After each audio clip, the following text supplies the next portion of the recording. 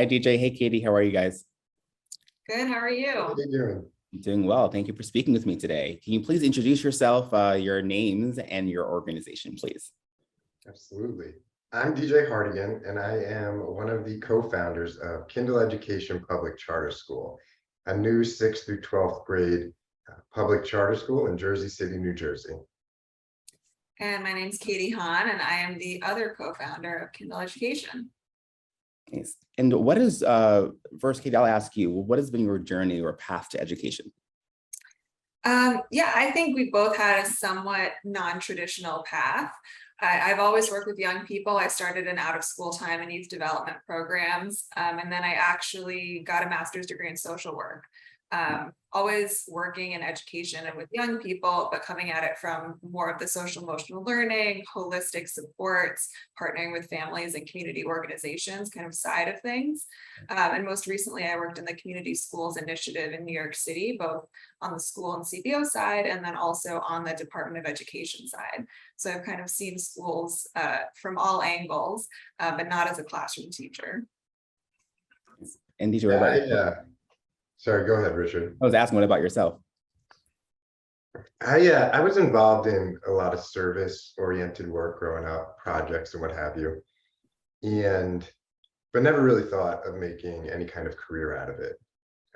I went to college, I studied economics, I was planning to go into finance, and for a number of reasons, did a total 180 when I graduated and signed up for a year of service in a South Brooklyn high school through City Year, and fell in love with being a mentor and a tutor and a teacher and working with youth. And have been fortunate enough to be able to have some leadership positions along the way, which ultimately led to Katie and I launching our own school. So what became apparent to you as to why it was that a new model needed to happen or needed to exist in order to meet the demand and the need, I would argue, of our children today? Yeah, I can start off there. And there are a number of components. So, Katie, please feel free to jump in at any time. I think really the need, first and foremost, stems from our experience as students, and also the experience we've seen a lot of our students have. I was not a particularly engaged middle school or high school student. I did not do well in the sit in the seat and listen to the teacher lecture and then rewrite what the teacher talked about. Yeah. I love to build things. I love to make things. I love to figure things out for myself. I had, kind of that entrepreneurial spirit from a young age. And when I started working in schools, and Katie's arc is similar, I found a lot of students feeling the same way, if not even more so that way. The traditional model just did not work for them, and it did not work for them in a way, in a scale that was surpassed the one that I had experienced when I was in school. Right. And so that was kind of the seed for, okay, what and how can we do school differently that really engages students? And not only that, but prepares them for a world where work doesn't just ask you to sit down, listen, and regurgitate, or sit down, listen, and do the same rote task over and over and over again.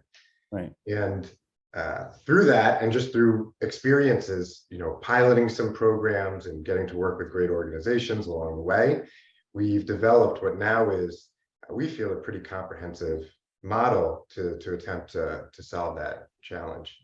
Yeah.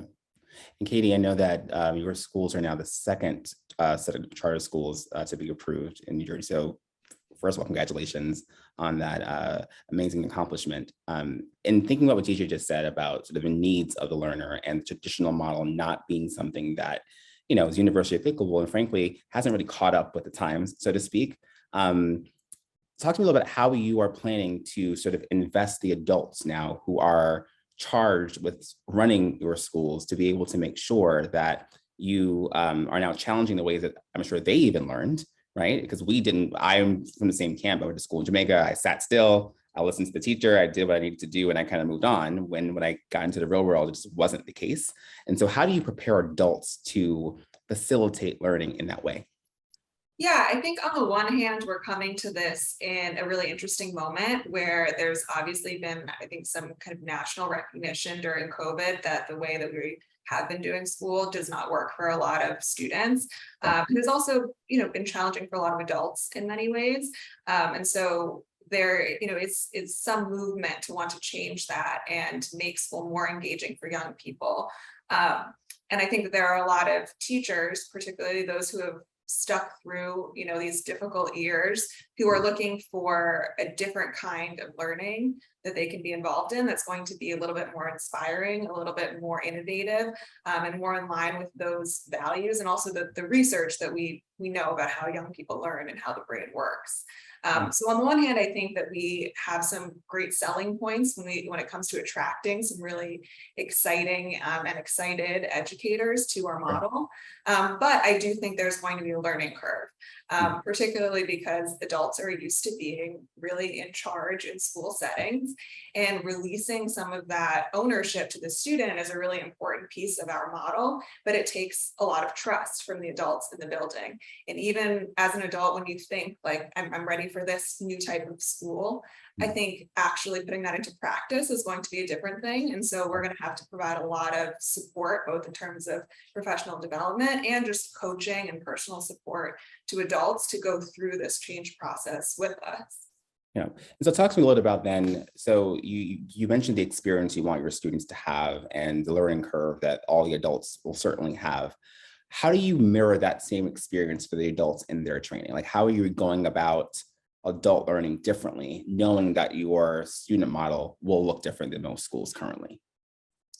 Yeah, I think the word that you use, mirror, is perfect, and one that we've been using a lot. So we think the best way for adults to really understand the type of learning that we are envisioning for students is for them to experience it themselves. Yeah. So we want to make sure that our adult learning really mirrors the student learning. So that means that when we say we're going to create self-directed learning pathways for our young people and house those on an online learning platform, we're going to structure our adult learning in the same way. And when we say we want them to create a workshop style classroom environment, our professional development environments are going to mirror that same workshop style, so that we are kind of showing and developing experientially those skills in the adults, same way that we're going to they then can develop them for our young people. Yeah. I'd add there, I think that there's an aspiration for schools to run, like a clock, to just be super smooth, for them not to be messy, for students to do exactly what they're supposed to do, get the grades they're supposed to get, and almost be some form of machine. But life and learning and this journey we're all on is much more organic than that. You get into your career and you think you made the right decision, and then you realize, oh, I don't like this at all. I don't love this at all. What do I do? And there's no one telling you what to do. And now you have to figure out, how do I reflect on this enough to make the next right decision? And we don't obviously want schools to be chaos, but we think that this model and what we're trying to do here requires a bit of mess, requires students to struggle, to really grapple with who they are and what they want to do. And it's going to require teachers to be comfortable with doing the same, so that heightened fear of failure and that inability to necessarily handle challenging situations or messy situations is something that we're going to have to work with our staff on and interview for as well. I think so much of what we've learned, right, during the pandemic, we've always known this to be true, is that our staff are truly the heartbeat, right, of our schools. They're the ones carrying out the vision, right, of the organization, and they're the ones that are ultimately in front of students and interfacing with families.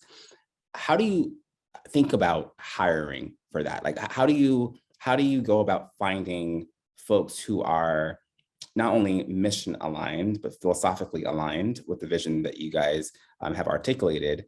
And how do you make sure to keep them invested in that when it gets really difficult, right? Because especially if they're not used to running schools or being part of schools who have this model, keeping them invested when the first two tries don't work can be pretty challenging, particularly if it's a new teacher who is super open, but then are expecting, to your point, to get the results quickly. Like, how do you keep them, first of all, how do you screen for that?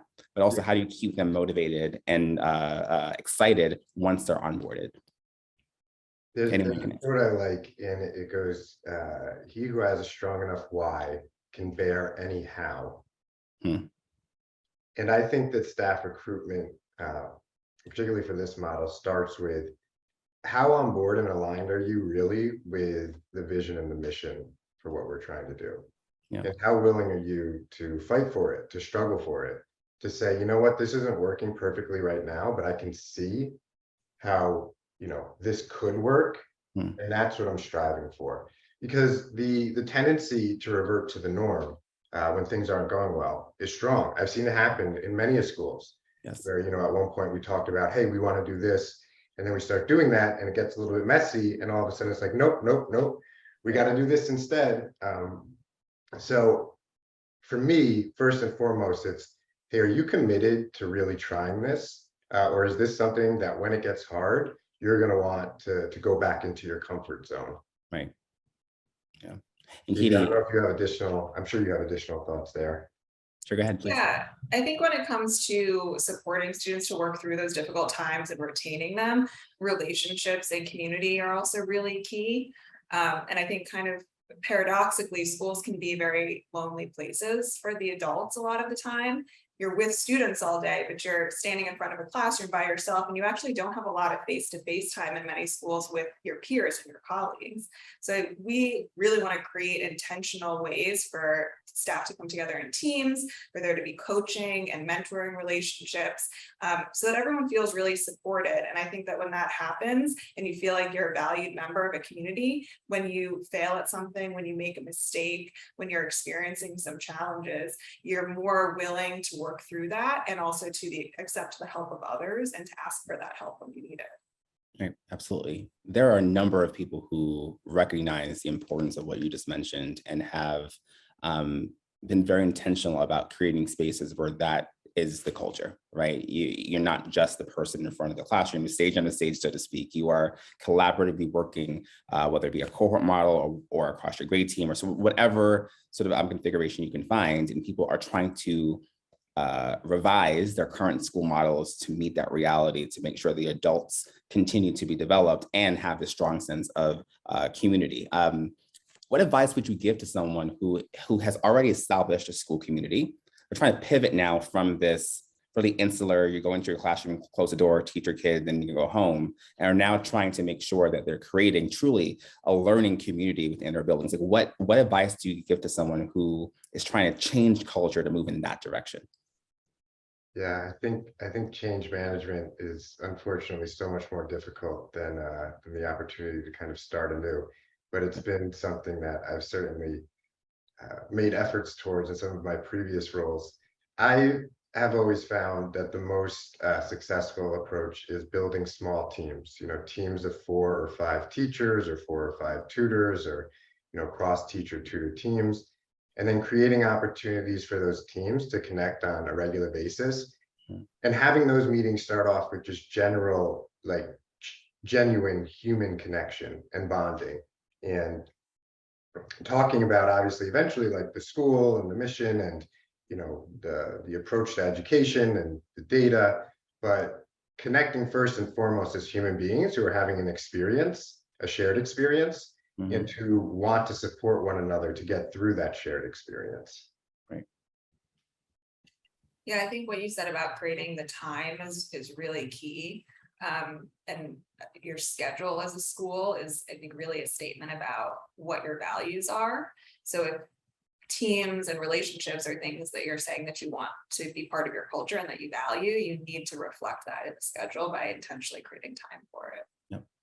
And what if I don't have the freedom necessarily to make broad sweeping changes to how my school day operates, right? Not so much from a timing perspective, but what subjects are for when, how can I make sure that 2 teachers who are teaching the same thing have time together to be able to sort of, plan together and learn from each other. What creative solutions might you be able to offer folks who find themselves in that position? I mean, we plan to leverage some before and after school time and, early release days that we can use for teaming and data dives and things like that. I do say that with kind of the caveat that I think it's also important not to overload staff with too many asks and too many mandates, particularly when you're talking about additional time outside of the school day, because I think that's also not great for culture. But those are some of the things that we are thinking about in addition to the time during the school day. Yeah, and I think it's super beneficial for them to be, in a similar grade, teaching the same subject. But if that's not possible, I think creating, cross-subject or cross-grade teams, even just as an opportunity to build a relationship with someone else in the school and to hear, someone else's perspective on things, particularly if you can have those teams, be infused with some educators with a lot of experience, some educators with a little bit less experience. I think there's a benefit of that human connection that goes beyond we're both 6th grade humanities teachers and are doing the same curriculum. We are going to be an intentionally integrated school, or another term people use is diverse by design. And Jersey City is one of, if not the most diverse cities in the country, home to not just all racial and ethnic backgrounds, but also a lot of different religious and cultural groups, people who come from all over the world and have a lot of different experiences that we think can make our learning community really just that much more rich and engaging and stimulating for young people and for the adults in the building. So we're planning to use targeted recruitment strategies to make sure that our student enrollment really mirrors the demographics of the city.